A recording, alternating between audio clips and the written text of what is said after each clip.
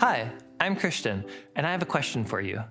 Have any of you, when you were really young, done something you thought was super special to surprise someone you cared about?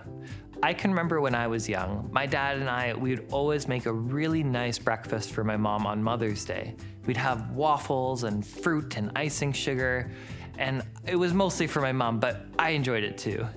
The reason I share this is because I realized that even simple acts of love can have a huge impact on someone's life. Let's check out today's God story, and we'll see where Timothy, who was quite a young guy, gets instructions to pray for others, and that would greatly impact them.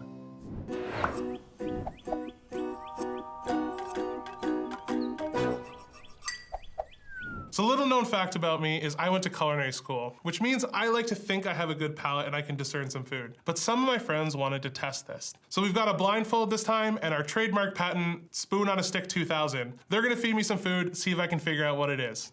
Here we go. That is salty. It's cold. I'm gonna say like soup, like Campbell's soup. Salmon roe, very different than I thought. Oh, yeah.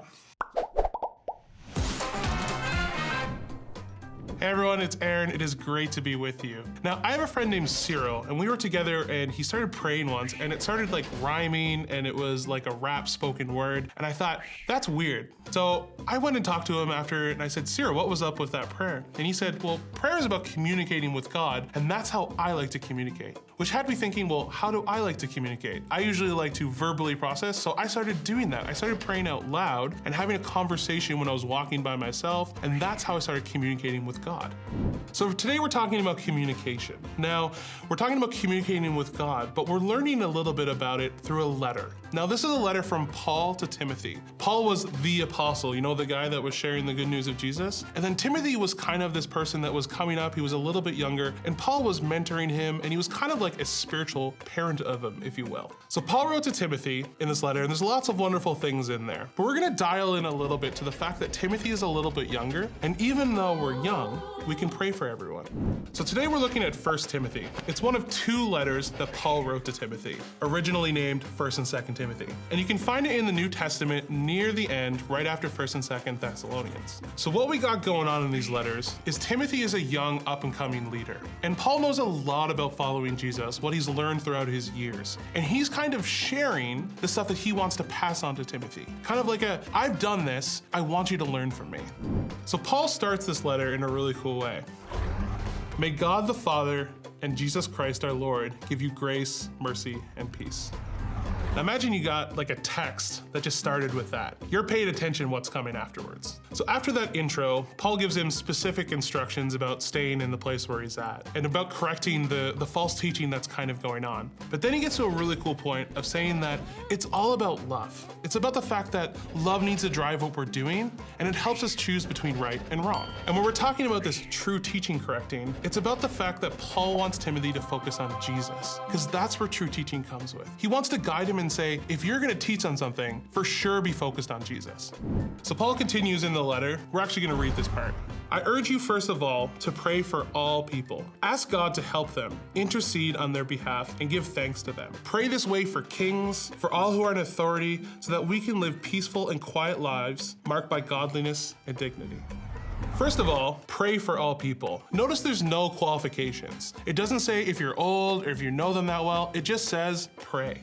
See, something happens when we pray for people. It changes the way we look at them, we perceive them. It's really hard to be angry at people when you're praying for them and giving thanks for them. And that's hard stuff. Paul also says to pray for those in authority. Now, many countries don't have kings anymore, but we do have mayors and senators and presidents and prime ministers, and even people in authority over you like teachers or principals, whoever it is, we're still called to pray for them. Even when those people in authority have different ideas or different ways of running things, we're still called to pray for them. So next time you have your parents or anybody you see talk about political trash about this party doing that or that, ask them if they've prayed for that person.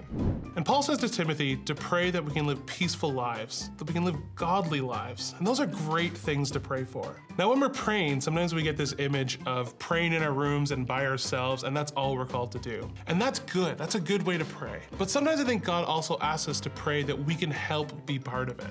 And you guys are never too young to be involved. You can be a leader in the church, you can be a leader in your community, in your school, in your home. You can make an impact. So we covered a lot today, but the way this chapter ends is kind of like, it seems like it could be a poem or a hymn of the early church. Let's read it together.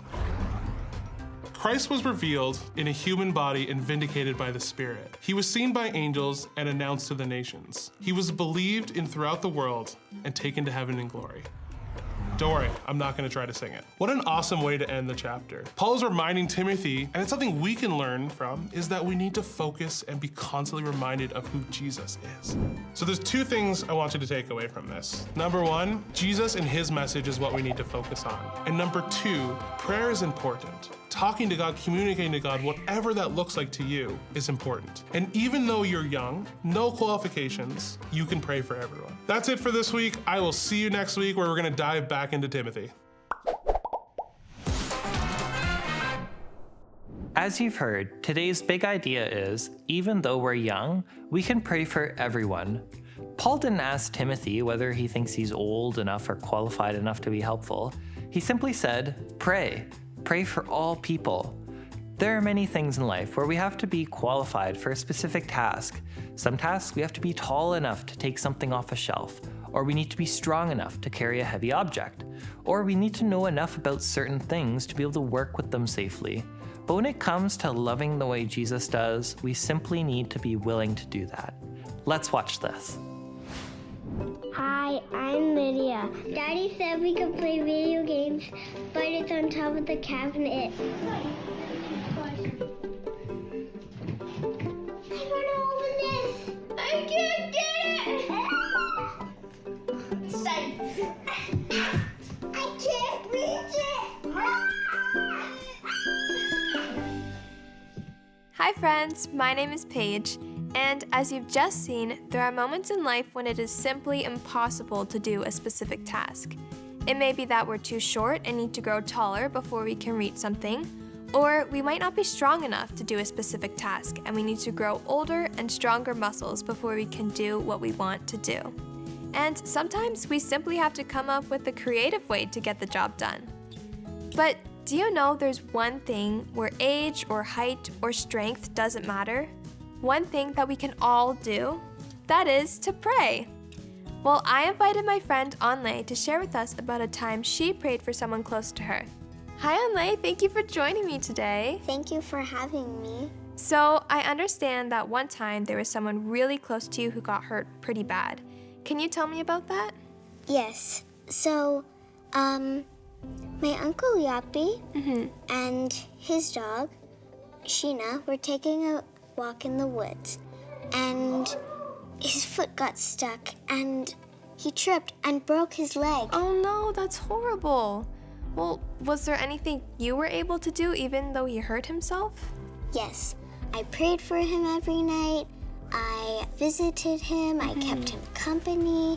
We played some board games. Yep. Yeah. That sounds so fun. That's amazing that you did that you were able to show him love in such a practical way, because even though maybe he couldn't go out and see you, you still came to him, which was so, so important. We see that in the Bible too, when Paul told Timothy to pray for all people, and that no one should look down on him because he is young. We checked in with a few other friends, Oliver, Isaac, and Lydia, and we asked them what they think prayer is, and asked them to share a bit on who they pray for. Let's check in on them. Prayer is talking to God. Prayer is when you talk to Jesus. That Jesus can help me. If I think about something that's scary and it doesn't go away, then I just pray to God, and then I sleep better. That people can get better. One time I was sick and I prayed and I was sick and I threw up and my ear hurted, and I prayed that I would stop throwing up, and I did. In the Bible, someone prayed that someone would get better, and they did. Did you get what Oliver said? That prayer is when you talk to Jesus. That is how simple it is. We can all talk to Jesus, and we can talk to him about everything. We don't have to be a specific age or use specific words or have specific qualifications when we pray. praying is sharing what is on our hearts with Jesus. I had an experience with this a while ago when I started to look at universities. There was a lot of confusion that came with that because I didn't know what school I wanted to go to, what program I wanted to go into, and I knew my friends were struggling with this a lot too. So what I did was I reached out to my parents, to teachers, to my friends, and of course to God. I was praying to Him every single night about direction and wisdom, and He provided that for me. So then I submitted an application to the universities and I started to wait. I was checking every single night for acceptances to the universities, and I was praying a lot because there was so much worry. And I knew my friends were going through that worry as well. And then finally, a few weeks later, I got my very first acceptance to the school of my choice, and I was so grateful and so excited. And luckily, a lot of my friends got that too, and we were all so excited. But there are still some friends who are waiting, and so of course we're praying for them a lot right now as well. When we're younger, we sometimes feel shy or that we're too young to pray for other people. But as I got older, I realized that I sometimes still feel that way.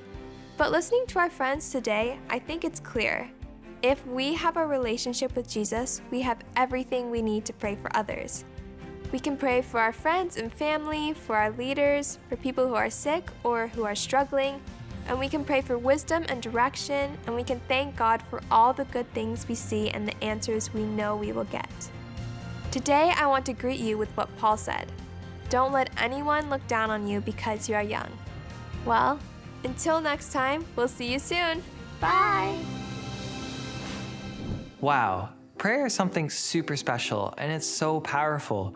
It's a precious part of our relationship with Jesus and a time where we get to talk to Him, share our concerns, and celebrate all the good we receive from Him. We don't need to be a certain age to pray or use specific words or have specific knowledge about life or important matters. No matter how old we are or how young we are, we can pray for other people, knowing that God hears every word and He sees our hearts. Let's break into our small groups now and we'll see what this looks like in our lives. Bye.